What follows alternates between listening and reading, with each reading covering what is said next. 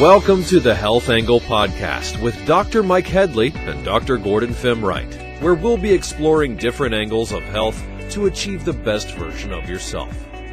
Now, here's your hosts, Dr. Mike and Dr. Gordon. Welcome, everybody. I'm Dr. Mike Headlee, and with me is Dr. Gordon Fimreite. Welcome, Dr. Gordy. Hey, Dr. Mike, and welcome, everybody. Today's subject is adaptogens, natural supplements for stress management and mental clarity. So this is really important. How much stress is out there? You add up like job stress, then people got social media stress, then news stress. You have stress hitting us from all different directions. So I think this is going to be a really important episode. And I want to preface it that we're not endorsing just supplements here. Of course, we're assuming that you have a healthy lifestyle and you have incorporated exercise, a balanced diet, mindfulness practices, as well as getting enough sleep. That's all going to be important with the supplements that we're about to talk about. So with that said, welcome to the Health Angle Podcast. You know, Dr. Gordy, when people come into my office for musculoskeletal things, headache and backache, but they come in for vertigo and dizziness and digestive and pregnancy and all these other things as well. But overarching on top of that, people come in and a lot of people are fatigued. And I think the underlying cause of that is the stress. They aren't getting deep sleep. And a lot of people want more energy so they're less fatigued, but they're just this doom and gloom and this black cloud of stress. Mm-hmm. And so we want to give one avenue to help people adapt to stress. And through nutrition and supplements, we talk about exercise and optimizing sleep and meditation and breathing.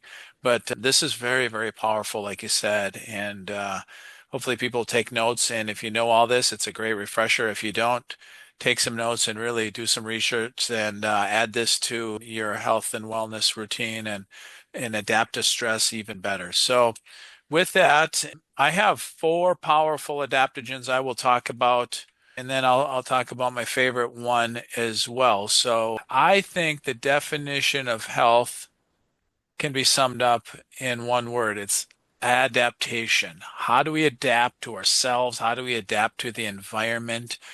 You know, when we have emotional stress, the election, when we have weather stress, a lot of the South is really cold. I have people that have relatives in Florida that had a lot of snow. I mean, so they're stressed, and financial stresses and relationship and school and work. So a lot of stresses to adapt to. Our adrenal glands, 2 little kidney type shaped organs on top of our kidneys, they secrete more than 50 hormones, including aldosterone, and that helps regulate our blood pressure, but also cortisol and adrenaline. If you run, you get your heart rate up, but sometimes you feel your heart and your pulse increasing because of the adrenaline and the cortisol release. And they become overactive often because of physical, chemical, emotional, electromagnetic type stresses. So exposure to chronic inflammation or long-term illness can result in this hypothalamus in our brain, pituitary axis dysfunction, and it triggers symptoms of adrenal fatigue.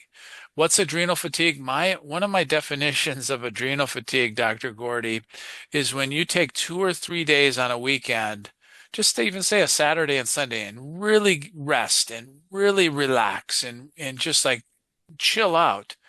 But Monday morning, you just are exhausted, just like you ran a marathon and just like you didn't have 2 days off. You didn't get rejuvenated. And that's a kind of an early sign of adrenal fatigue. 2 other tests that I use personally is if you're in a dimmer room than I am right now and you shine a light into your pupil, it should constrict very fast in the other eye. And if it doesn't, that's a sign of adrenal fatigue. When you take your blood pressure laying on your back, immediately sit up and take your blood pressure. It should elevate by 10 points because the blood has to rush up to our head and all of our body parts. And so if it doesn't, that's another sign of adrenal fatigue. And if you start to show signs of that, that's not just a laughing matter where you get a Red Bull and another cup of coffee in the morning. You really need to restore and help your body heal. So with that, I'll pass it off to you before I get into my 4 powerful adaptogens to help our body adapt to that stress. Great scientific backing there, Mike. Thank you for sharing. I want to preface what I'm going to say first, supplements that is, that please, if you're under advice from your medical doctor, you're on medication, consult with them. Sometimes there's interactions with supplements and medication. So just want to get that out of the way. My top 3, the first one is ashwagandha. And the benefits of this, it helps to adapt for stress and reducing that cortisol. That's one of the stress hormones that releases. If you have too much stress, that means you have too much cortisol in the body. And some of that cortisol is good because it helps to regulate systems and you need that hormone. But if it's too much stress going on, not a good thing. And they actually did a randomized double-blind placebo controlled study of the effects of ashwagandha on stress and anxiety. And they got phenomenal response. I'll put this in the comments section below, Dr. Mike. So if people want to look it up, I'll have the reference below. So what they found in this clinical trial is the effects of how did this really affect people with chronic stress. And the results showed that the people that took this supplement had significant reduction in stress and anxiety levels compared to those that were on the placebo. So that's great. So in conclusion, ashwagandha significantly reduced cortisol levels, the stress hormone, and improved stress-related symptoms, making it highly effective supplement for stress management. Now, the second one is called rhodiola rosea, and this is a supplement that helps the body cope with, again, stress and fatigue, and it also helps with mental clarity and focus by enhancing the body's ability to deal with physical and emotional stress. So what it does is it boosts the energy levels. It also enhances their cognitive function, especially when someone's under stress. And I have a study for this one as well, and I'll put it in the section below in the comments section. And basically the study participant found significant improvements of both anxiety levels and mental fatigue. The third one is L-theanine, and the benefits found here. And by the way, this is found in green tea. If you want to reduce your ability of your body just getting drowsy, but you still want to promote relaxation and reduce that anxiety, this may be the supplement for you. It also helps with mental clarity. So how does it do that? It increases the production of both serotonin and dopamine, which are both calming type of neurotransmitters. I have a study for this one as well called The Effects of L-theanine on Stress-Related Symptoms and Cognitive Performance. And it's a systematic review. And again, I'll put that in the comments section if you want to look that up. This reviewed several studies on L-theanine, and the study showed that how it reduced stress and anxiety while improving cognitive performance. Ashwagandha, though, that's one of my favorites.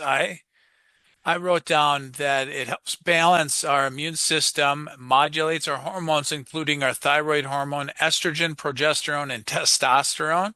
And then rhodiola benefit to our nervous system, and it acts as an antidepressant and anti-anxiety benefits. So powerful, powerful stuff. I always think of 3 ways to take herbs like that. You can go to a health food store or a co-op and get raw, dry herbs, make teas, and then there's tinctures where people take the raw herbs and put them into either water or alcohol and extract the nutrient out of that, or then there's teas.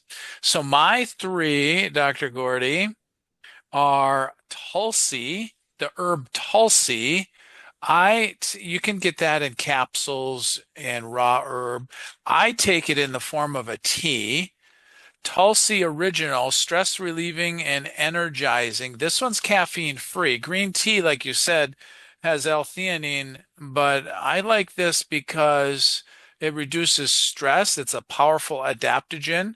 Another word for Tulsi is holy basil. If you look that up in a co-op or health food store or whole food store, uplifts mood, promotes natural detoxification, supports our immunity, antioxidant effects, builds stamina, improves digestion and metabolism. It's called the queen of herbs and revered as a sacred plant and infused with healing powers. Tulsi's stress relieving and life enhancing qualities, they're noted in ancient India for over the last 5,000 years. So Tulsi Original, stress relieving and energizing tea. And you can get a lot of flavors in this, Dr. Gordy. I like rose flavor sometimes too, besides the green tea flavor. Really one of my favorite things for optimizing our genetics as well. So Tulsi, peppermint. You can do tea, and I have this essential oil. Peppermint is an adaptogen that if we're a little low in mood, a little tired, we can smell it and put it on our wrists or under our nose, and it can be uplifting. And if we're in a down mood. But if we're a little stressed and high strung, it can also calm us. That's the really, really good thing about adaptogens. If we're low energy and tired, it can kind of boost us up. But if we're a little hyper and stressed and can't concentrate, it dials down that adrenaline cortisol response. And so peppermint is one of my favorites as well. And then I harvest this in my backyard, Dr. Gordy, chaga mushroom on birch trees. If you really want something interesting, look on YouTube, how to harvest chaga mushroom. It looks like charcoal on the outside and rust color on the inside. And just a hint, someone took some off a birch tree and gave it to me in a plastic bag in the summer, and I just threw it on my counter, but I didn't look at it to see if it was dried out. And so after just a few days, it got moldy and I had to throw it out, which is a shame because it was a lot of it. So when I harvest this, I put it out in the sunlight, for 3 days to dry it out. And then I put it in a shoebox, and I mean, it lasts for years. I have a couple shoe boxes full of this. And what I do is I take an old Vitamix or a blender, and then I blend it up into powder, and then I have a tea bag, and then I put it in a crock pot and make 3 liters of tea. And then I also put cinnamon and some ginger. So chaga has a lot of immune benefits and anti-cancer benefits and anti-inflammatory benefits, but it's known as a really powerful adaptogen to stress, meaning it can uplift us and support our adrenals and give us good energy. Not like caffeine, because it doesn't have any caffeine or stimulants associated with it, but then it also can lower our anxiety and stress and tension and hyper focus. So I started an unofficial company. It's not like launched, called King Chaga, because they call chaga mushroom the king of mushrooms, even though they probably get in arguments with reishi. Reishi used to be kind of the king of mushrooms. Tulsi is the queen of herbs, but chaga really is the king of mushrooms because it's just so beneficial, and it doesn't taste like a lot. It doesn't have any caffeine, no sugar, so you can just drink it like water and not like, oh, I don't like the taste, because it doesn't have a lot of taste. So that's where I add some lemon or lime or the cinnamon or ginger or even turmeric sometimes. So that's my future endeavor, is to really make it global to the health benefits of chaga, because you can go find it in a state park or your backyard, and just cut it off and not wreck the tree and dry it out, and or buy it in a health food store. So those are my 3, Dr. Gordy, and I have one other thing to talk about, the adrenals, and then I'm wrapped up. Wonderful. So I'm going to go over just some supplements, and I'll have a quick comment about each one of them. The next one on my list is ginseng. I think most people have heard of this. And again, good for stress and clarity. And it also helps to regulate cortisone. Magnesium plays a critical role in the nervous system and helps manage stress. It helps with body-brain function. So it helps with, promotes sleep as well. Ginkgo biloba supports blood flow to the brain, brings oxygen and nutrients to the brain cells. So that's really important. Lion's mane mushroom. I used to put this in the smoothie in the morning. It's got neuroprotective properties, helps with cognitive function, memory, mental clarity. The next one is an anti-inflammatory as well as an antioxidant. I use this as a supplement in my daily regimen, and it's turmeric or curcumin. So I highly recommend that. It has some reducing stress factors in it as well. Another one is vitamin B complex, especially B6, B9, and B12. And again, brain health, energy production, mood regulations. Passion flower, again, reduces symptoms of anxiety, helps with stress and sleep. And then there's valerian root, and this is often used for calming and sleep enhancement. The next one is holy basil, and this helps the body adapt to stress as well. It helps with better focus and less anxiety. So that's pretty much summarizes my list, Mike. And again, if somebody's on medical protocol such as medication or under a doctor supervision, please consult with them first. And again, these supplements, I think it's really important. Everybody has their own physiology, their own way of handling stress. And some people can just get away with exercise and a balanced diet, and they're good to go. Some people have to do mindful practices and meditation, breathing techniques, and then there's other people that they get enough sleep. But I think these supplements are just another addition to the wellness protocol to manage stress and keep it in check so it doesn't play havoc on our body. So back to you, Mike. Totally agree. Totally agree. When you get your spine and nervous system and brain balanced, supplement that with good exercise, deep sleep, and complementary good nutrition and supplements. Wow, that's a really, really good winning strategy. Here's something that I really learned a long time ago about our adrenals and how we adapt to stress. If we keep things on the down low, turn off the social and the TV when we feel our body is getting too much. It's like, how do we know when we get too much sun? We all know when you have too much sun, you gotta get out of the sun. You gotta take a break. Well, sometimes we need to take a break from the stresses of life and unplug and recharge. But also, our adrenals kick out this cortisol and epinephrine like we talked about. And if it gets too much, we can get burnout and fatigue. And when our blood, like if you get up in the morning, and I have a really good friend that gets up and the first thing he does is grab like a 20-ounce bottle of Mountain Dew. So you start chugging on that right away, your blood sugar is going to go sky high. Well, when your blood sugar goes sky high, it's going to drop. Well, what happens when it drops? Our body doesn't like that either. So we either have to go with more sugar or some other stimulant. Well, our adrenals are stressed and they'll kick out the cortisol and epinephrine and chemicals to help balance that blood sugar, because we can't have these high and low swings and be cognizant and focused and energized. And so that's a stress that people don't even realize. I'm munching down Hershey Kisses all day and M&Ms, and oh, it's only 2 or 3 Mountain Dews during the day, but that stresses our adrenals so much and depletes us. Then we wonder why we get cut off in traffic, and so kids are sick, and oh, someone yelled at me at work. It's like, wow, I'm fatigued and tired and stressed because our blood sugar is so haywire. And so if you do what Dr. Gordy does and eats a well-balanced diet and really exercises and does the smoothies and cuts out all the Mountain Dews and Cokes and Dr. Peppers and things like that, and just really give yourself a break. Well, then you take an adaptogen like an ashwagandha or rhodiola or some ginseng or something like, wow, geez, that really gave me a boost.